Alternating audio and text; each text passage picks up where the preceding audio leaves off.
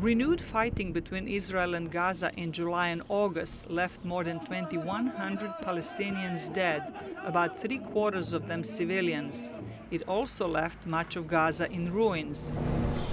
Israel's death toll is just above 70, and most of those killed were soldiers.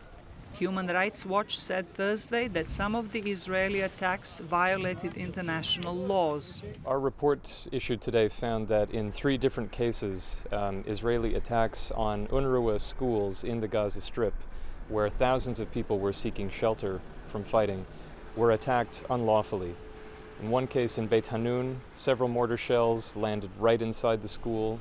In the Jabalia school, some people had moved from Beit Hanun to seek shelter after the Beit Hanun school was hit, moved to Jabalia, and then it was hit several days later. Then in Rafah was the 3rd case we looked at, where an advanced missile hit a motorcycle that was right outside the gates of an UNRWA school, killing about 10 people there. Israel has announced its own investigation into the Gaza war operations, including attacks that killed 4 Palestinian children on a beach and 17 people at the UN school.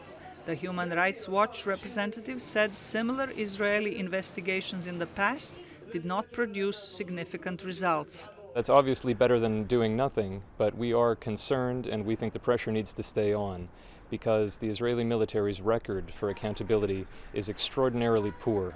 The Israel Defense Force has said it had evidence that the school area was used by militants to fire rockets at Israel.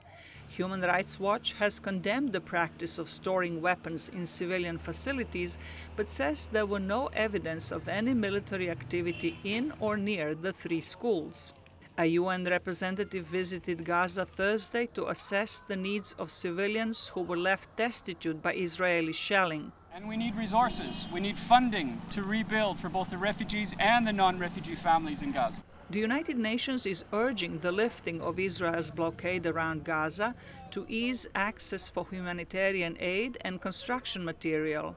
During his visit this week, Norwegian Foreign Minister Børge Brende said aid alone is not enough to rebuild Gaza. I think this is a question of what to import, but also the possibility of the people in Gaza to build a real life for themselves so they can start to produce, have the small and medium-sized businesses that usually flourished in this area to again be rebuilt and start to then have decent income. This is crucial, and we will continue to address it with Israel. Lifting the blockade has been one of the main conditions of Gaza's Hamas leaders during negotiations for the current ceasefire. Zlatica Hoke, VOA News, Washington.